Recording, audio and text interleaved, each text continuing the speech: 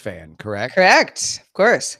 This does affect you because they apparently have moved all this salary away so they can make a max deal offer to one Kevin Durant.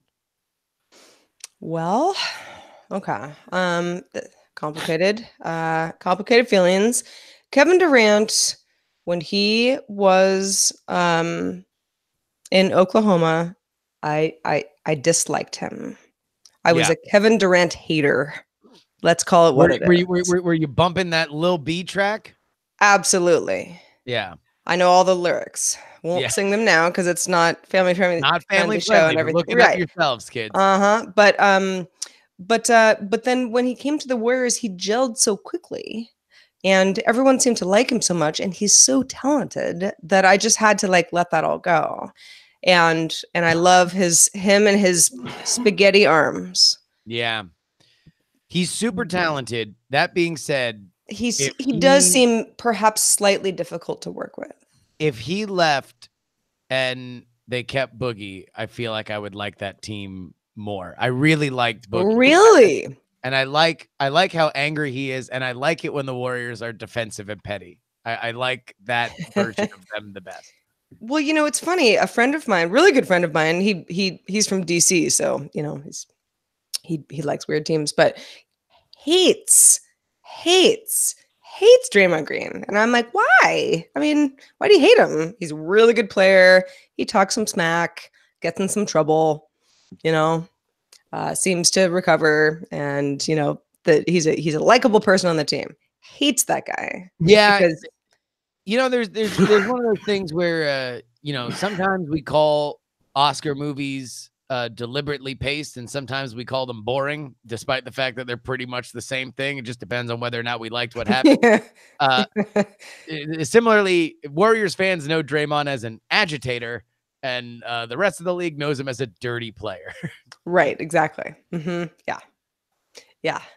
But it's funny because it's like, this is just not I'm like, of all the people to decide that you really hate that much in the NBA, I feel like you could probably find somebody worse.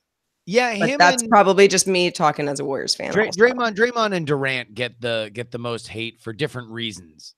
Yeah. Durant's looked at as less than for joining a big team. Draymond is just, I think he's hated for correct basketball reasons. Like, he's just an annoying person to play against. You, when you're playing against him, you don't like him. He's got a big personality. Like, that's a good basketball. Might punch your junk. Yeah. You know. Yeah. Look, he is a habitual line stepper, as well, one line we don't want to step on is not doing the top of the I don't know how to segue into that. No, it was good. I liked what you did there, Raj. Yeah, so if you could just kind of read in, and then Justin, as Sarah gives her count, just hit record when she said, right after she says 2, because you say 3, 2, and you don't say 1. You just start, right, sir? That's right. Okay. I mean, I could say 1, but weird. But yeah. All right. Well, it's 1:30, so let's do it. Let's do it. In 3, 2. Mike Akins has supported independent tech news directly for 5 years. Be like Mike. Become a DTNS member at patreon.com/DTNS. This is the Daily Tech News for Thursday, January 31st, 2019. From Studio Feline, I'm Sarah Lane. From the shores of Lake Merritt, I'm Justin Robert Young. And sitting under a big wet cloud, I'm Roger Chang, the show's producer. Man, I mean, we have had some crazy weather across all of the U.S., but certainly here in L.A., Roger and I were talking about these thunderstorms and lightning storms that we do not see around these parts all that often. Shook my house for 2 big rumbles. Like, the whole house shook. Like, if I had a surround sound system, I would class that as class AAA, but I don't. So I have to deal with Mother Nature. Well, Justin, from the shores of Lake Merritt, it looks like you're going to get some of our weather later this week. Yeah, So it's been a little rainy over the last few days. It's apparently going to be even more rainy toward the weekend here, which is a real bummer because you'd like to go do things. But I'm thrilled to be done now. I'll tell you what, we're coming up on 1/12 of 2019 in the books. for rain, average rainfall for the year. We're already done with a month. It feels like it was New Year's Eve yesterday. Well, it's very wet here. All right. Well, barring all temperature issues and rainfall numbers, let's get into some tech news, starting with a few tech things you should definitely know. Intel has named Bob Swan as the company's CEO. That was Thursday. Swan had been serving as interim CEO for 7 months now after acting as chief financial officer since 2016. He was also elected to the company's board of directors in the move. Todd Underwood, who was vice president of finance, will assume the interim CFO role, while the company searches for a permanent CFO. Uber and Cabify must suspend their services in Barcelona in response to a regional government's imposition of limits on how both operate in the city, including a ruling that both can only pick up passengers after a 15-minute delay from the time they were booked. I mean, nobody wants it to work that way. No, why? who benefits from that? I guess either they're just trying to protect local cabs. I don't know. Yeah, I mean, it's a great way for people to be like, well, the Uber system doesn't work that well. And the rest of us are like, 15 minutes, that's crazy. The Tesla Model Y will begin volume production by the end of 2020, the company announced in a letter to shareholders Wednesday. Tesla hasn't shared a prototype of the vehicle. Details are slim, but the company did say it would work on the Model Y this year, at least start working on it anyway, and would likely be produced at the company's massive Gigafactory, which is in Nevada. This is according to CEO Elon Musk. Although he says lots of things all the time. Yeah, I mean, look, they normally happen. They just very rarely happen when he initially says they're going to happen. Yeah, Model Y. I look forward to it. All right, Justin, let's talk a little bit more about something that may affect more people, and those are people who have iPhones, and those are people who might like interesting camera technology. Yes. The camera is the reason to buy the iPhone, as we've heard, and sources tell Bloomberg that Apple may be putting a 3D camera into new iPhones as soon as next year. The rear-facing, longer-range 3D camera can be designed to scan the environment to create three-dimensional reconstructions of the real world, or AR as we know it. Apple's upcoming system reportedly uses a laser scanner rather than existing dot projection technology, which doesn't work as well over longer distances. Other reports point to a third, more advanced camera enhancing photo capture tool and a more powerful chip that Apple plans to introduce in the coming generations of iPhones. Sarah, we've seen AR be a feature that Apple likes to tout for the iPhone over the last two models. There's no denying that they're the best in class at doing what they are trying to do with their AR kit and their developer system and the hardware that they have. And yet, it doesn't exactly seem like AR is taking over the world. Does yet another advancement that gives us more mapping technology at longer ranges excite you? No, it doesn't. And that's not because I don't think the technology has a place and will be significant. And I'm one of those curmudgeons who is sort of like AR. I don't know. I mean, I just want a real nice camera to take photos of my cat. I don't need it to be in 3D. But at the same time, it's if I'm a developer who is working on an app that this might become something that I can integrate with, then sure, that makes a lot more sense to me. I don't know, besides some sort of those like pet emoji kind of things, like what exactly the iPhone camera has done with AR that has really surprised and delighted the public. We've seen some great demos. We've seen demos of games that you can play with your friends, and you can do StarCrafty strategy and stuff like that. But at the end of the day, I don't think AR lives on your phone. I think AR lives in glasses. AR lives in something that you can understand the full field of vision, and you can use it in an unobtrusive way. If I'm pulling out my phone, I'm pointing it at something, and then I'm opening an app or swiping and doing another thing to get some kind of information. I can't imagine what is worth that for me that I can't look up or have fed back to me in an easier way. Yeah, and maybe AR does live on your phone, but it's not that sort of like all consumers are going to love this new feature. I think well, I'm not speaking for anybody but myself, but I think a lot of people would sort of be like, okay, well, is it a better camera? Does it look nicer when I take a photo? Like, how do I make use of this? And I think the answer is probably a lot of people won't, but it doesn't mean it's not cool. Yeah, well, I mean, I'll tell you, there is a lot of soft AR there. Before I totally trash it, I mean this is the reason why you have the Snapchat filters. This is the reason why you have the dancing hot dog. This is, there is a lot of soft stuff that is very popular in certain circles. I just don't know exactly how much more popular it would be with this advancement. Well, I'll tell you about something that is going to be decidedly unpopular, and that's a big data breach. But this is perhaps the biggest you've ever heard of. A large conglomerate of breach databases have resulted in a collection of 2.2 billion unique usernames and associated passwords, which are being now distributed on hacker forums and torrents, which is the case when these sorts of things get leaked. Earlier this month, though, security researcher Troy Hunt identified collection number 1, as it was called, by an anonymous creator. Now, Hunt said at the time that represented 773 million unique usernames and passwords. Since then, though, more researchers have obtained and analyzed an additional database. In fact, several of them, collections 2 through 5. So now we have 1 through 5, and they total 845 gigabytes of stolen data and 25 billion records.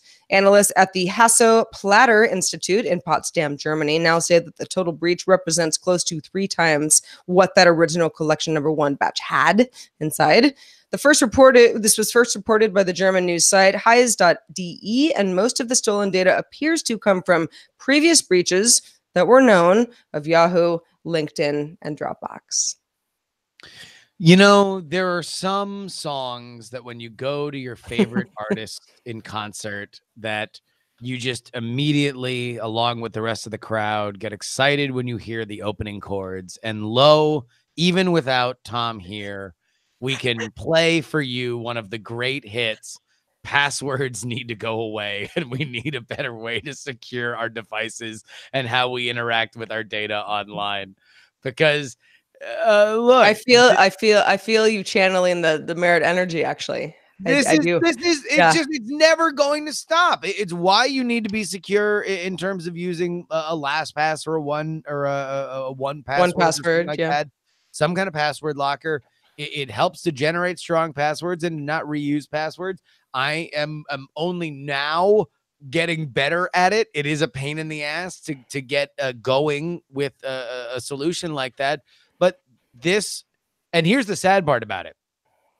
The stuff we hear about oftentimes is when it's already been sold for big money, and now it is out in the K-Mart of the dark web. Like, this isn't right. Yeah, behind the scenes. Yeah, we're at collection number 5, guys. Well, it's interesting because this isn't a recent breach. This is just essentially someone who is wholesaling all the stuff that's already out there, and he's just basically creating a giant, yellow pages.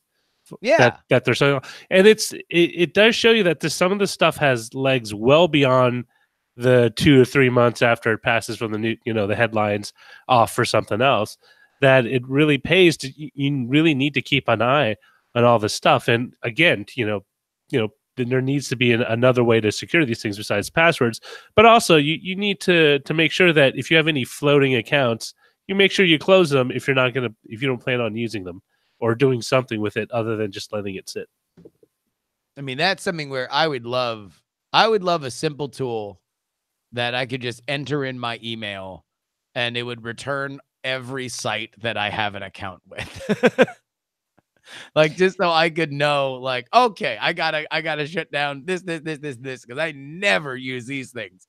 Especially for us, Sarah. You know, when you work in tech and you're trying out every new little thing that comes down the river because that's your job. God, I can't imagine how many stupid social networks I've signed up for that have All now, of them. Yeah. every single one of them.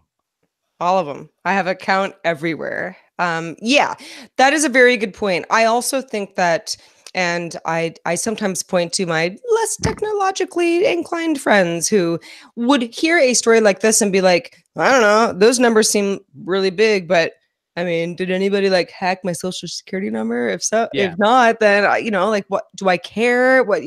How do I need to live my life differently? And that's a tough thing to explain to somebody why it matters that that information like this is out there, especially if you reuse passwords in the future and might be targeted down the line. Here is something, and I'm unsure about the Android solutions, although I'm sure that they are just as good. But I do know that in the new iOS, they have built in far better solutions for LastPass and 1Password. You're able to fill in your passwords a lot easier, right? It can autofill right from the little suggestion bar. So it's never been easier to have strong passwords. It's never been easier to keep up with strong passwords. It's never been easier to refresh them. Hey, Justin, this might interest you. Yeah. In fact, I know it does. Ultraviolet, the cloud-based movie locker service, is stopping its service on July 31st, according to Digital Entertainment Content Ecosystem, also known as DECE, the organization responsible for running Ultraviolet. Users shouldn't delete their Ultraviolet movie libraries. The company says, or the conglomerate says, make sure that your library is at least connected to one retailer if you want to access your content moving forward. So it's not going to go away, but it's not going to stay here. In an interview with Variety, DECE President Wendy Aylesworth said that when Ultraviolet launched, when options were limited, but with more comprehensive services and players involved, the market has now changed. She also dismissed the closure was in response to Disney's competing version of Ultraviolet called Movies Anywhere. Okay, you would say that. Scott Blanstein, the VP of Vudu, the biggest retailer associated with Ultraviolet, said, quote, customers who use Vudu to watch or rent or buy movies and TV shows will not be impacted by the discontinuation of the Ultraviolet platform. These problems, and specifically I'm talking about how to watch movies that you own, how to remember that you own the movies, how to upload movies that you previously purchased, how to connect them to services that you maybe don't think about as much anymore and don't necessarily want to go to those sites to use their players, or you want to play them on the device that you want.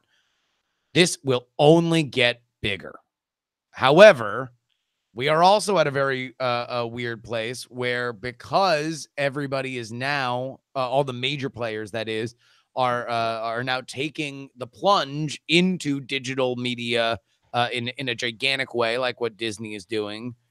Everybody is more restrictive about their rights than they have been. And so we now face this situation where when Ultraviolet came out, it was like, oh, look, this seems like a consumer-friendly solution that for a very a bad and getting worse problem for digital media consumption.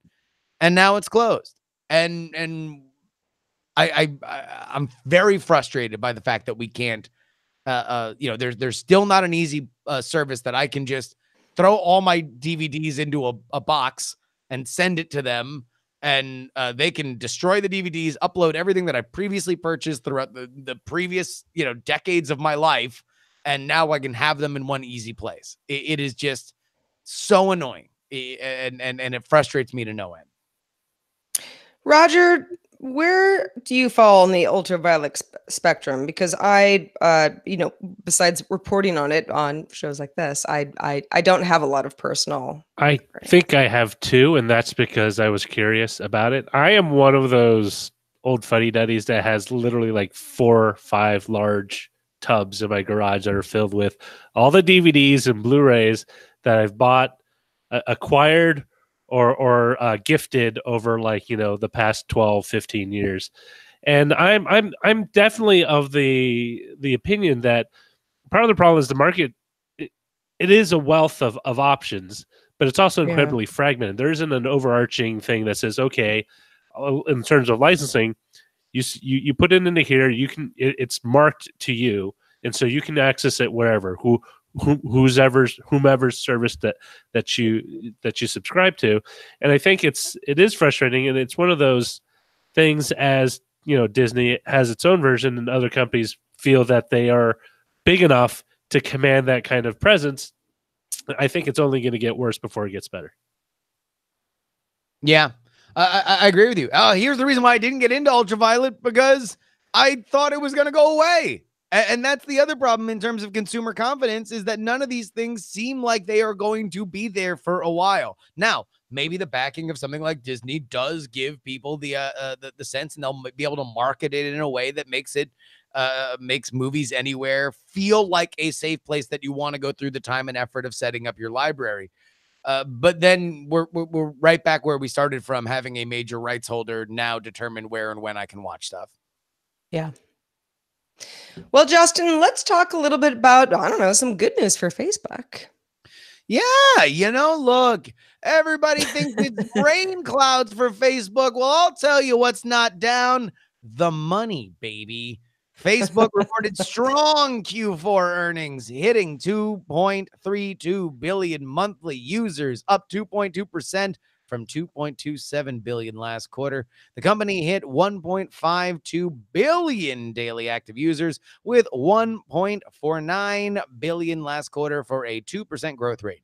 Earnings per share was $2.38, beating expectations of $2.18. Notably, Facebook grew its DAU in both the US, Canadian, and European markets, where it earns the most money. On the profit side, Facebook brought in $6.8 billion this quarter. Yeah. So, hey, everyone's mad at Facebook, but the bottom line, doing great. I thought that going through these numbers, and I know that, earnings numbers, sometimes a lot of people are like, I don't know, okay, analyst expectations, maybe it's, a little bit over or under.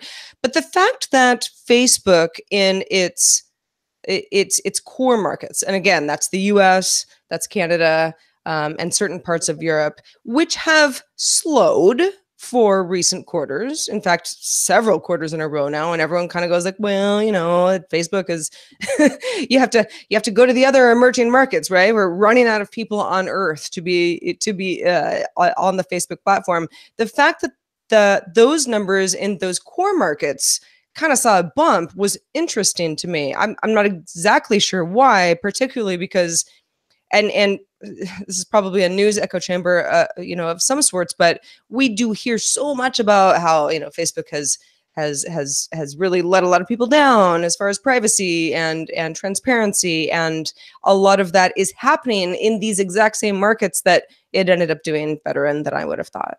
There is the old idiom that no news is bad news if you get your name spelled right. So there is an element there, but ultimately, look, what we focus on with Facebook is not what the mainstream focuses on. The mainstream understands Facebook as the place that they interact with people in their town, outside of their town, and pictures of their grandkids. That's not going to change unless Facebook dramatically has something that affects them going forward. I think the issues that we are seeing now for Facebook are more worries, troublesome worries in years to come, as suspicion kind of grows with their audience. But here's the other thing with Facebook, man, they better hope that these daily active users keep going, because they're not Apple, they're not Google, and they're not Amazon, in that if they don't have a walled garden to sell advertising to, or their adjacent walled gardens that they own to sell advertising to, their core product isn't as diversified as those other companies. Yeah. In earnings news, its Q3 earnings report, Nintendo revealed 9.41 million Switch consoles were sold in the quarter, for a total of 14.48 million for the financial year. Some pretty good numbers. Despite the figures, the company doubts it will meet its sales target of 20 million for all 4 quarters, and has revised its target down to 17 million. This is quite a trend with companies as of late. And Gadget notes, however, that the Switch has a lifetime goal of 32.27 million units sold worldwide, making it 660,000 units shy of the popular Nintendo 64. Other sales bits included 12.08 million sales of Super Smash Bros. Ultimate, 10 million units of Pokemon Let's Go, and 5.3 million units of Super Mario Party to help pad the company's 608 billion yen in revenue for the quarter, up from 483 billion yen the same time last year. Operating profit came in at 159 billion yen, up from 107 billion yen the same time last year, as you could read my 1,000-yard stare from looking at earnings reports all morning. Look, the Switch has been an unmitigated massive success for Nintendo, specifically considering to its expectations before its release.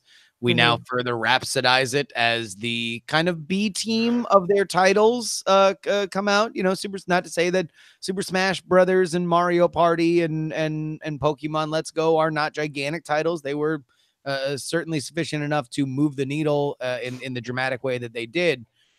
But the question is, from here, where is the Switch's lifestyle? They just rebooted, it started from scratch on a new Metroid game, which is pretty much, that and Donkey Kong are kind of the last of the IPs that we have not seen dedicated new titles for. So we will see. But again, there's no other way to describe the Nintendo Switch other than a huge success for Nintendo. Yeah, I mean, yeah, B team, JV, call it what you want. Those are pretty big numbers. And it was the holiday season, but still. So wait, so this was for Q3, so they still have yet to report their holiday numbers? They have one more quarter to go. Their financial year is not a calendar year, right? So their third quarter and went over the holiday season. Yeah. So these are holiday numbers. Yes. Gotcha. SS7. Oh, sorry. Go ahead. No, please. All right. Well, what do you say I talk about SS7? SS7, a telecom protocol that coordinates texts and calls around the world, is exploitable. Yeah. SS7 has the ability to track phones across the world, and those who want to intercept text messages and phone calls without hacking the phone itself can technically do so. Motherboard reports this capability is much more widely available in cyber criminal groups than that use it to empty bank accounts. SS7 attacks against banks are on the rise, according to the report. And now, the National Cybersecurity Centre, the defensive arm of the UK's Signal Intelligence Agency, GCHQ, confirmed that SS7 is being used to intercept codes used for banking. Metro Bank also confirmed that it has faced an SS7 attack, and in a statement said it supported a law enforcement investigation into SS7 attacks across the industry. Well, we were talking a couple minutes ago about changing your passwords, and getting my bank account drained would be a great reason to, take passwords more seriously. But SS7's a whole different thing, Justin.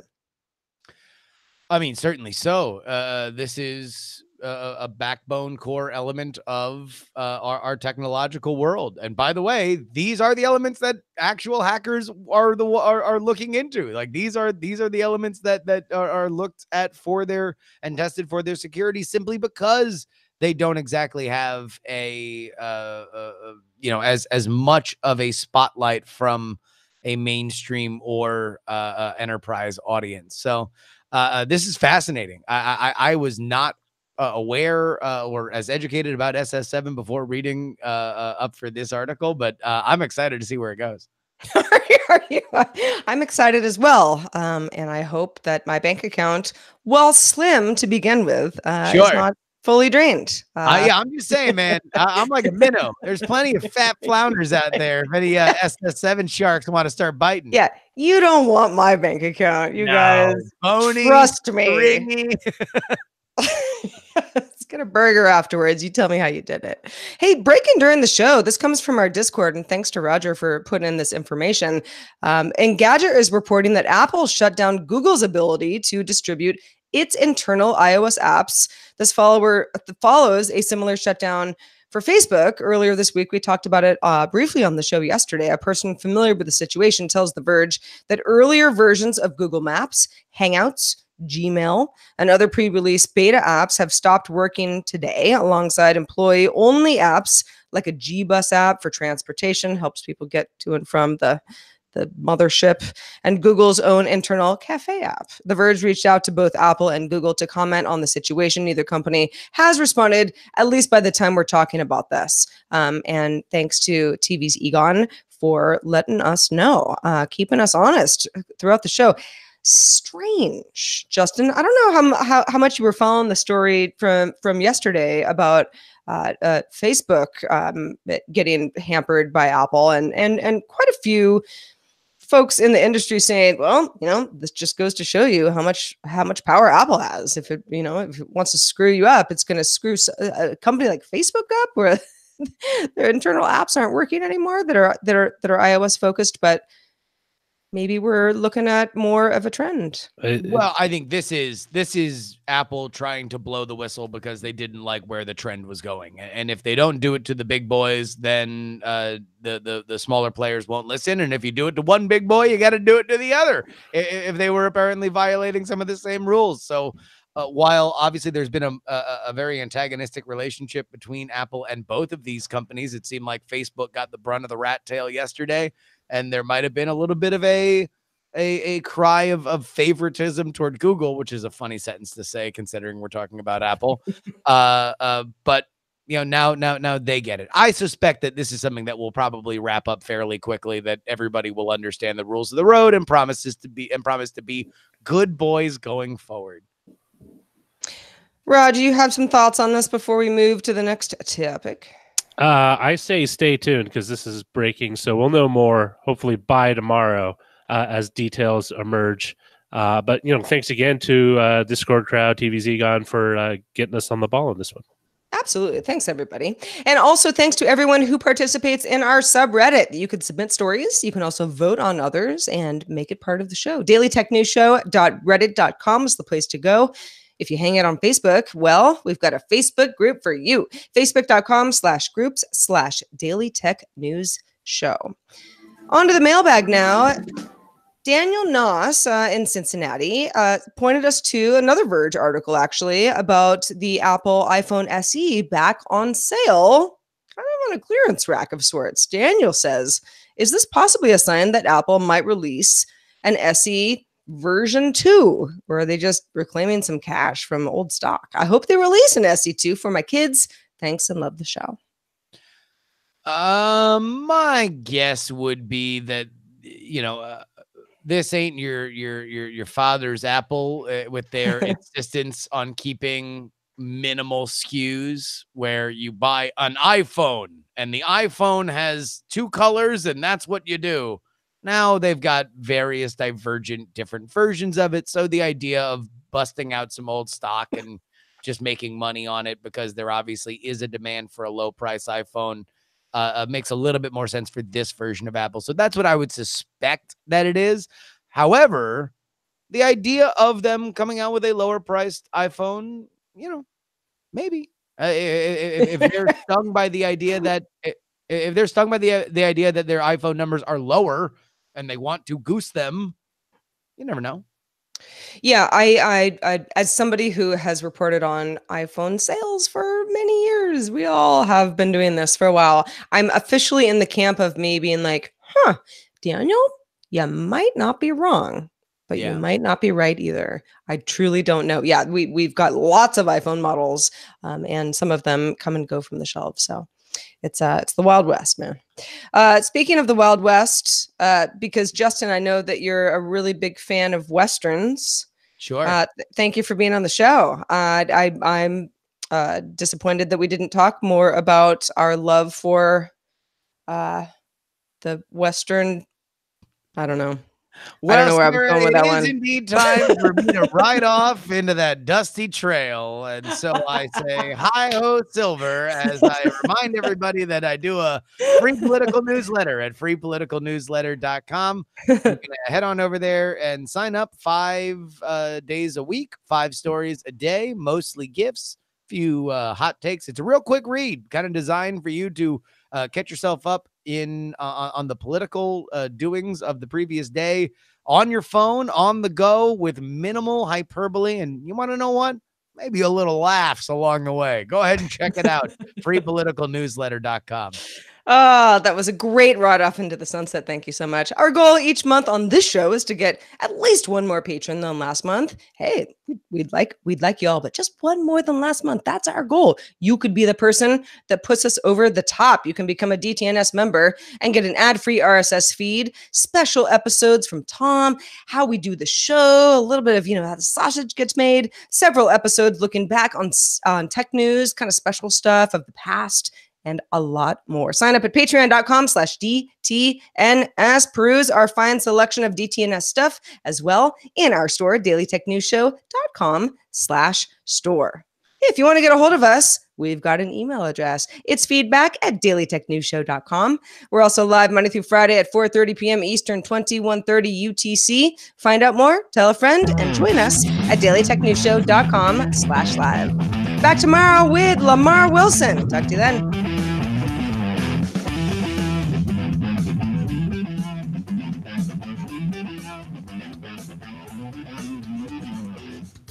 This show is part of the Frog Pants Network. Get more shows like this at frogpants.com. Diamond Club hopes you have enjoyed this program.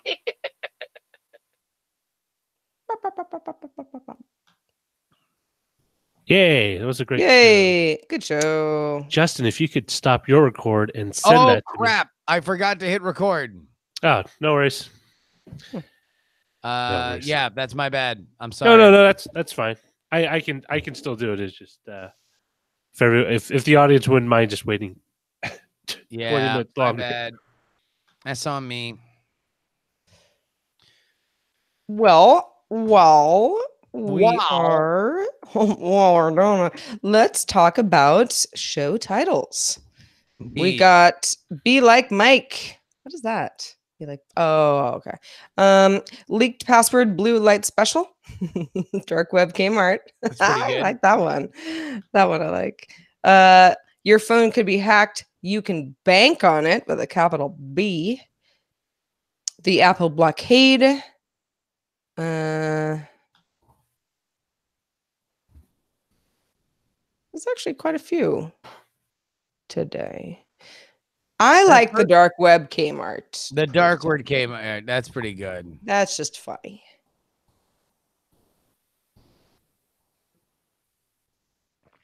And at least in our Showbot,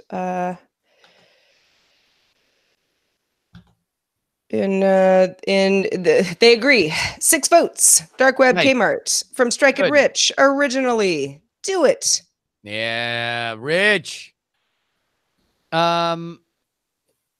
See, duplicate this. Sarah, would it be safe to say that you are probably the biggest fan? If you had to choose, if you had to rank your sports fandom, that you'd be primarily a Giants fan, or maybe the biggest fan of the Giants, or would it be one of the other Bay Area teams? I mean, are you asking if I like baseball more than other sports? Sure, I guess. But that's my roundabout way. Well, that's a good question. Probably. I would say probably. I mean, I guess maybe that's not what I'm asking, because my favorite team is the Pittsburgh Penguins, and yet I undoubtedly spend more time watching football than I do watching hockey. So it's like there are some teams that I have. Yeah, and that's funny because I don't watch a lot of baseball on TV. Yeah, and it doesn't even have anything to do with what market I'm in right now. It's like whether I'm in San Francisco or not. It's like I'm just not watching all the Giants games. My mother does. I mean, she is great at that. It's just not something that I'm doing. Although, I wouldn't turn it off if it was on in the background. But yeah, I don't watch as much baseball as I pay attention to. Never really thought about it that way. But I would say that, I'm a Giants fan, I'm a 49er fan, and I'm a Warriors fan. And I don't really care about hockey, but I'll root for the Sharks, just because, why not? But yeah, I know more about the Giants and Warriors than I do about. I haven't really paid attention to the NFL this entire year. Actually, here I'm gonna switch topics a little bit, but the city that you're living in now is Los Angeles, and the LA Rams are in the Super Bowl On Sunday, I know. Sunday. What fun! Is this something where like do you know a Rams fan that's excited? Actually, well, no, I don't. I was like, oh, there's that one. No, she's a Cowboys fan. Never mind. She just. I know a buddy of mine from LA who lives up here now in Oakland. I'm like, last year when they were like showing signs of being good, I'm like, man, you better buy that hat now. Get on that train now when you can be an early Rams fan. You know, it was funny. I this is embarrassing to admit because I consider myself a sports fan. I like to know what's going on in the world of sports, but admittedly, again, I'm out on the NFL this year. I just haven't been paying a lot of attention. And walking to the store the other day, and there are a bunch of buses, you know, that are on various bus paths around me, and you know, one of them, you know, how they can kind of like program things to say in the front, like "Go Rams," and I noticed a couple days ago, I was like, all the buses say "Go Rams." I don't know, they must be doing well or something. Yeah. And it turns out, yeah, they're in the Super Bowl, and I mean. Because I'm from the Bay Area, I am programmed to hate LA teams. Yeah. I don't hate LA. I live here. I like it. No, but I don't like LA teams. But like beat LA is a lifestyle. Like, it absolutely is. Yeah. However, beat the Patriots is even more of a lifestyle. So go Rams. What did we pick for a title real quick? Sorry. Oh. The blue light special one. Dark Web K-Mart. Dark web. Yeah, dark web came different kind of blue light special. Yeah, cool. Thank you. No, I think that's the cool thing is that right now I kind of feel like the LA Rams are like, it's a very like LA vibe. Like it's like a no pressure, like, hey man, like root for us to win the Super Bowl. Like it's no whatever, show up late. Who cares? No like pressure. We're all new here. We're all new. Like our coach is 11 years old. Like nobody knows. Like our running back that we paid $1 billion isn't playing, and we have a fat guy now. Yeah. Nobody cares. Our quarterback. Ask us where our stadium is. Nobody knows. We have no idea. Around here somewhere. We don't know. Like it's just like we're as shocked as you are. That should be the Rams slogan. Like we don't even know. We're blown away by this. Oh, that's good. Yeah. LA Rams, we're as shocked as you are. We're as shocked as you are. Although I am very much rooting for them because Patriots are a franchise that frustrates me personally. And you know, because I wind up talking about him so much on my shows, or talking about my frustration professionally as well. I'll say that they frustrate me personally and professionally since I turned my frustration into content.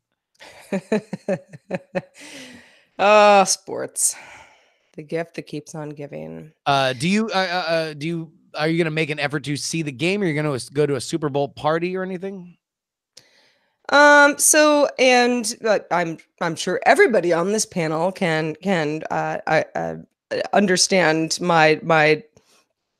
the idea of like, it's Friday night, yay, weekend time. Yeah. To me, I'm like, well, I just wake up really early on Saturday morning and I work like I did on Friday and like I will on Monday, and I'll do the same thing on Sunday. So no, I'm not probably going to any Super Bowl parties. I'll try to make sure I understand what goes on. I'm sure Maroon 5 will have a great halftime show with, I don't know, whatever. Wait, it's Maroon 5 this year?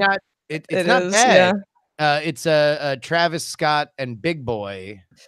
And that's kind of the Atlanta crew, right? Because the show's going on. But Big Boy, I mean, you would hope theoretically, I mean, like the band you would want to have the halftime show in Atlanta would be Outkast, and sure, you have all the amazing acts from Atlanta over the past 15 years. Of Ludacris and everybody else that's been from Atlanta to do a hip hop themed kind of show, but it's the NFL and Kaepernick thing kind of hung over hung over everything, because they initially tried to get Cardi B because Maroon 5 has a single with Cardi B, and she apparently was not about it because of the NFL's handling of Colin Kaepernick. Well, the Super Bowl halftime show has gotten a little strange over the last few years. There always seems to be, there's a lot of factors that go into like, and this is why this person is performing. So and so dropped out at the last minute. Okay, see how it goes. But I'm a big Travis Scott fan, so looking forward to that. Yeah, I mean, the question there is his big breakout single was Sicko Mode, which, you know, half of the fun of Sicko Mode is the fact that it's a collaboration with Drake. Drake's not announced. If Drake appeared, that would be a big moment. That would be a signature moment for the halftime show. But you would think that that's probably not something that would happen as a surprise, right? You probably want to advertise that Drake's on the halftime show. Right. And similarly, the biggest hit that Outkast ever had was Hey Ya. And it's like, it would seem kind of awkward if Maroon 5 just plays Hey Ya because Big Boy's not on that song. Right. Yeah. I do remember, and I don't remember what show it was. It was, gosh, maybe the Grammys, or maybe even like a MTV Video Music Awards, or it was Hey Ya it had been the biggest song of the year for 2 summers in a row. Yeah. And Outkast, before they sort of went their separate ways, I remember they performed it. I think this was at the Grammys, if I'm not mistaken, because it was sort of like, you got the sense that it was a show that they had to play. And he said at the beginning, he was like, all right, let's do this damn song again one more time. Yeah. And then they sang the song, and you kind of were like, oh yeah, you've probably performed the song so many times that hate the song, or at least performing it for a bunch of like teeny bopper Coachella kids in the audience. Andre 3000, a bit of a prickly pear, famously. They never toured on that album, which would have been a massive I mean, they might have been able to play stadiums with as hot as and as much of a cultural moment as they were having at that moment. But I did see them on the reunion summer tour a couple of years ago, and Andre 3000 did both shows wearing a price tag hanging off of his arm, and then came out after the after the tour and said, "Yeah, I was really doing it for money." And it's like, "Oh, you don't say." Wow. Yeah. You don't say. We did not realize that. Yeah. I think it was pretty clear, Dre. I think we all picked up what you were putting down, that you didn't want to be there. But we're excited that you made the effort. I'm trying to figure out. The monetary compensation isn't really all that much, from what I understand, to be in the Super Bowl. No. Well, that's part of it, is that it went from being a gigantic prestige thing to now it's not as much, largely because if you used to do the Super Bowl before, there was no way that your single that you debuted at the Super Bowl wouldn't be carried on radio for the next year, basically. And your new album would get just tremendous carriage in all the physical record stores and everything. As that's gone away, as radio's influence has declined, not gone away, but declined. And now the people that you want to be sucking up to are, the people at Spotify to put you on the featured playlist. It's not as big of a deal anymore. And now it's like people want money and they want artistic freedom in a way that the NFL doesn't want to give it to them because they're not used to paying. And the last time they gave people artistic freedom, Janet Jackson's nipple wound up getting shown on screen. It's the largest nonprofit. It's like the most successful nonprofit, or one of the largest nonprofits. No, that's a bit of a weird thing. Their office in New York, like just the people that work in the NFL office, not the franchises or anything like that, was a not-for-profit organization up to a couple years ago, and then they wound up changing their designation. So they paid are that. now. But even then, it was the overhead there was not. It was like the people that set the schedules and all that. It wasn't like the Rams or the Raiders or the Steelers or the Patriots were nonprofit organizations. If the Patriots win this game, I'm just Gonna scream. I might, Roger. I might. I don't even I've never wanted a team to just go away more. And I'm so sorry to everybody in New England, but the rest of the world agrees with me, I'm sure of it. Well, it's. I mean, how many times have they been in 100 million. They're in there every year. It seems like they just can't come with the game. Right. And they're really good. So that's, that's the why problem is, people look, they play in a garbage division. The AFC East has perennially been trash. None of the teams can even be good enough, which means if they have that right there is 6 wins guaranteed every year. And maybe they lose one. They struggle sometimes on the road in Buffalo or on the road in Miami or something like that. But other than that, they get 6 easy wins. And then they play whatever division, and half those teams are crappy. They just perennially have an easy schedule, like no matter how good they do because of the division that they play in. And they cheat. They are tremendous known cheaters. Spygate, Deflategate. They've got it good, and they're cheating. Yeah, look. I mean, look. When you have multiple gates, it's a problem. Nixon had 1. They have 2. Too many gates. Hey, you know what? We have to stop the live stream. So thank you everyone for watching. We'll see you tomorrow. But if you're listening to audio through Patreon supporters, there's more upset ranting to